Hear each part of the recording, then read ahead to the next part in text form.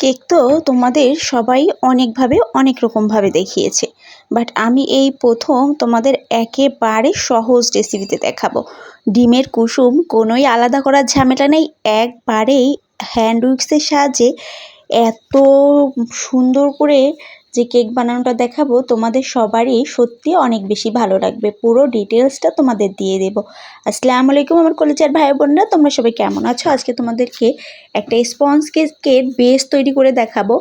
এই তো চলো চলে যাই মূল রেসিপিতে। প্রথমে আমি একটা পেপার নিয়ে নিয়েছি, আর এই যে এখানে 6 ইঞ্চি মোল্ডে এটা খুব ভালো করে সেট করে নিলাম। সাথে আমি 2টা ডিম নিয়েছি, এখানে 2টা ডিম নিয়েছি। এটাই ডিমের কুসুম কিন্তু আলাদা করার একদমই ঝামেলা নেই। অনেকে কিন্তু ডিমের কুসুম সবসময় আলাদা করে দেখাই, কিন্তু আমি আজকে তোমাদেরকে এই ডিমের কুসুম আলাদা করার ঝামেলা ছাড়াই দেখিয়ে দেবো। এখানে হাফ কাপ নিয়ে নিয়েছি ময়দা, দেখতেই পেয়েছো, আর হাফ কাপ দেখিয়ে দিয়েছি। সাথে এখানে নিয়ে নেব হচ্ছে 1 চামচের থেকেও কম, মানে হাফ চামচ বেকিং পাউডার, হাফ চামচ, দেখতেই পাচ্ছ হাফ চামচ। তারপর আমি একটু রেখে দিলাম, হাফ চামচের মতো দিলেই হবে, এর বেশি যেন না হয় সেটা সব সময় খেয়াল রাখতে হবে, এর বেশি যেন না হয়। বা চাইলে এখানে তোমরা একটুখানি গুঁড়ো দুধ অ্যাড করে দিতে পারো টেস্টের জন্য, এটা দিলেও হয় না দিলে হয়, অপশনাল।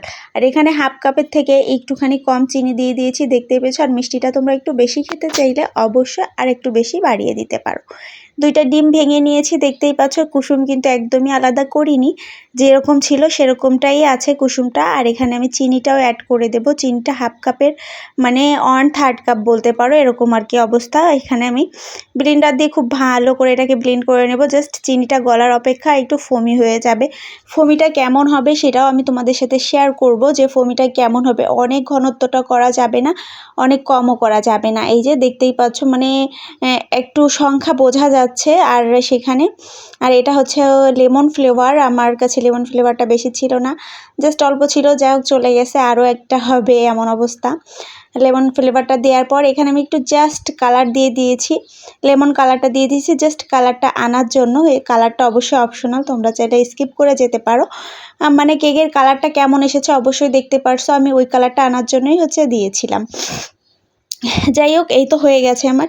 এটাকে বেশিক্ষণ কিন্তু একেবারেই ব্লেন্ড করা যাবে না, তাহলে ফোমটা কিন্তু একদম বসে যাবে, আর ফোমটা বসে গেলে কিন্তু একদমই কেকটা স্পঞ্জি হবে না, একবারে কেকটাও বসে যাবে। এবার এখানে আমি 3 বারে অ্যাড করে দেব, এই ময়দাটুকু আমি 3 বারে অ্যাড করেছি, তোমরা একবারে দেখতে পাচ্ছ, বাট আমি কিন্তু 3 বারে এভাবে। আর এখানে ফোল্ডিং মেথডে একেবারে আস্তে আস্তে করে এই ময়দাটা মিশিয়ে দিয়েছি। এখানে কিন্তু স্পিডটা বাড়ানো আছে, এজন্য একটু বেশি জোরে মনে হইতে পারে, বাট এটা কিন্তু খুব স্লোলিভাবে করেছি, যাতে ডিমের ফোমটা একদমই বসে না যায়। তোমরা কিন্তু খুব স্লোলিভাবেই করবা, নাহলে ফোমটা বসে গেলে কিন্তু এই যে কেকটা পারফেক্ট হবে না, এজন্য খুব স্লোভাবে করবা। আর বেশি মাখামাখির দরকার নেই, একেবারে ময়দাটা মিশে গেলেই এটাকে তোমরা একেবারে সেট করে দিবা। এটা তোমরা চুলায় বেক করে নিতে পারো, ওভেনও বেক করে নিতে পারো। চুলায় হচ্ছে ফ্রি হিট করে নিবা, যে পাতিলে তোমরা দিবা অবশ্যই পাতিলটা ফ্রি হিট করে নিবা। আমি হচ্ছে এটা দিয়ে দিয়েছি, ওভেনে দিয়ে দিয়েছিলাম 160 ডিগ্রি সেলসিয়াসে। এটাকে আমি 20 থেকে 25 মিনিট বেক করে নিয়েছি, হায়েস্ট 25 মিনিট, এর মাঝেই এর কেকটা হয়ে যাবে। জাস্ট তোমরা একটু কিন্তু চেক করে নিলেই হবে।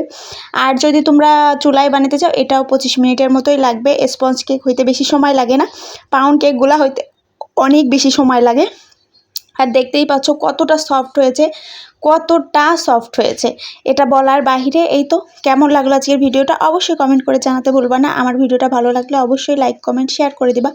আর এরকমের নতুন নতুন ভিডিও পেতে অবশ্যই আমার পেজটা ফলো দিয়ে পাশে থাকবা। আর আজকের কেকের রেসপন্সটা তোমরা অবশ্যই বানিয়ে দেখবা যে কেমন হয়, অবশ্যই কমেন্ট করে জানাতে একদমই ভুলবা না। আজ এই পর্যন্ত সবাই ভালো থাকবা, সবাইকে আল্লাহ হাফেজ, টাটা, আসসালামু আলাইকুম।